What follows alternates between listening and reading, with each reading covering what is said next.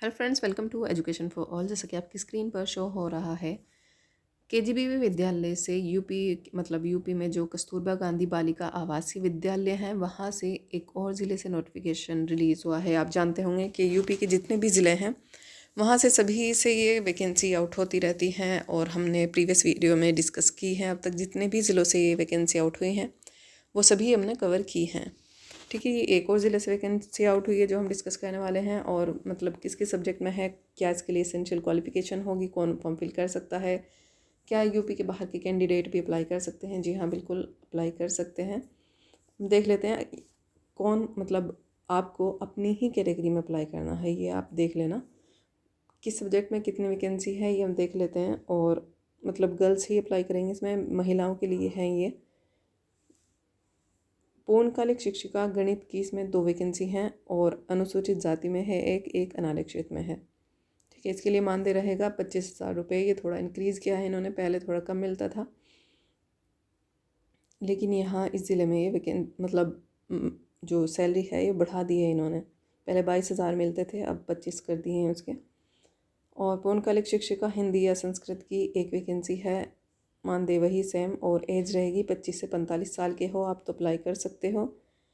मतलब आपको contractual basis पे ये अपॉइंट करते हैं, मतलब 11 महीने के आसपास, 11 महीने के लिए आपको अपॉइंट किया जाता है। लेकिन ऐसा नहीं कि 11 महीने के बाद आपको हटा देंगे, ऐसे ही रिन्यू होता रहता है। मतलब आगे आपको, यदि आपका रिकॉर्ड सही रहता है और आप इंटरेस्टेड रहते हो पढ़ाने के लिए, तो आपको नेक्स्ट सेशन के लिए भी अपॉइंट कर लिया जाता है।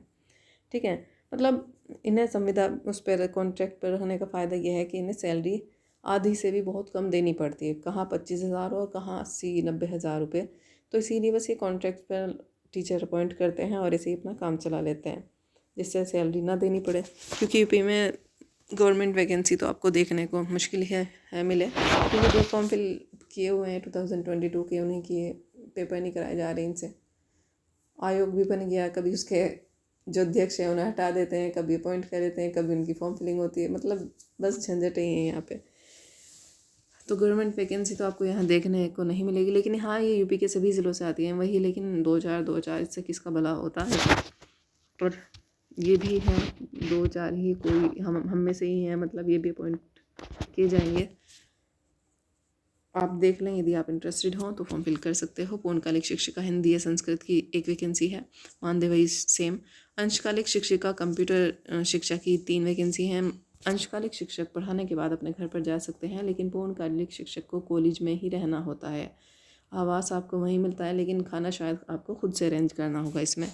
ठीक है, आप ये देख लेना, फॉर्म फिल करने से पहले ये नोटिफिकेशन डाउनलोड करना और पढ़ लेना इसको अच्छे से, तभी अप्लाई करना। स्पीड पोस्ट के थ्रू आप इसमें अप्लाई करोगे।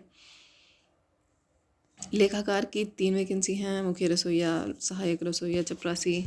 इसके लिए आप 8वीं पास होने चाहिए, और मतलब फिज़िकली फ़िट हों आप तो आप अप्लाई कर सकते हो। ये थी 6 to 8 के लिए। अब 9 to 12 के लिए है ये मतलब सीट हैं। जो कार्यालय अधीक्षक अध्यक्ष की एक वैकेंसी है, रसोइया की भी एक ही है। रसोइया की 13 वैकेंसी हैं इसमें, और चपरासी की एक है।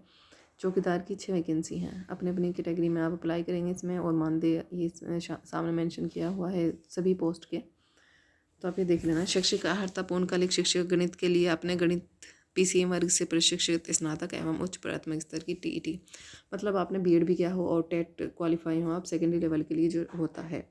ठीक है, पूर्णकालिक शिक्षिका हिंदी या संस्कृत की अर्हता के लिए मतलब भाषा हिंदी संस्कृत अंग्रेजी, मतलब इसमें से किसी एक में आपने प्रशिक्षित स्नातकीय और टेट क्वालिफाई किया हो।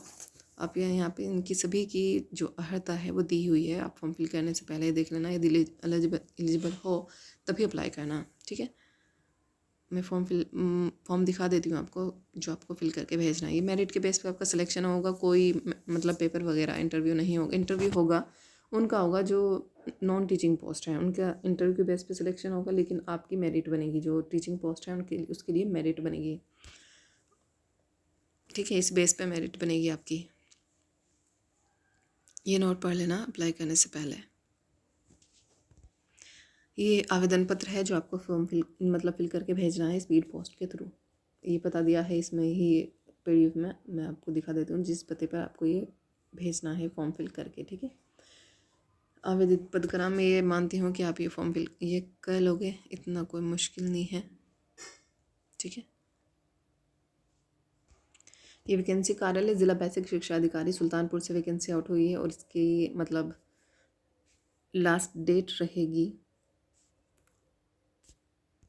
10 दिसंबर तक। आप इसमें फॉर्म फिल कर सकते हो। पंजीकृत डाक स्पीड पोस्ट द्वारा कार्यालय जिला बेसिक शिक्षा अधिकारी विवेक नगर सुल्तानपुर, पिन कोड है ये इनका 22-800, शाम 5 बजे तक प्राप्त किए जाएंगे, ठीक है, स्पीड पोस्ट के थ्रू या पंजीकृत डाक के द्वारा, ठीक है, 10 दिसंबर तक। और ये तो सुल्तानपुर से है। जो हमने प्रीवियस वीडियो में डिस्कस की थी वो थी गाज़ियाबाद से, शायद गाज़ियाबाद ही थी, और उसकी लास्ट डेट है 31 नवंबर शायद में भी। आप देख लेना, यदि इंटरेस्टेड हो वहाँ उस ज़िले में फॉर्म फिल करने के लिए तो आप वो फॉर्म फिल कर देना, नहीं तो ये सुल्तानपुर से आई ये फिल कर लेना। आप वेट करना चाहते हो अपने ज़िले में ही फॉर्म फिल करो तो ये आपके ज़िले में भी वैकेंसी आएंगी, क्योंकि यूपी के सभी ज़िलों से वैकेंसी आती है। और ऐसा नहीं कि 11 महीने के बाद आपको हटा दिया जाता है, नहीं, मतलब आप यदि इंटरेस्टेड रहते हो पढ़ाने के लिए तो आपको अपॉइंट कर लिया जाता है वहीं की वहीं। बस इन्हें तो सैलरी आपको कम देनी है, ऐसा कुछ नहीं है कि आपको हटा देंगे, ऐसा नहीं है, ठीक है। बस इन्हें सैलरी ना देनी पड़े बच्चों को, ठीक है। ये तो इससे रिलेटेड आपकी कुछ भी क्वेरी रह जाती है तो आप कमेंट कर देना, उसका रिप्लाई मैं आपको ज़रूर कर दूँगी। और चैनल को भी सब्सक्राइब करें जिससे वीडियो का नोटिफिकेशन आपको मिलता रहे, ठीक है डियर। पढ़ते रहें, अपना ख्याल रखें, टेक केयर, बाय बाय।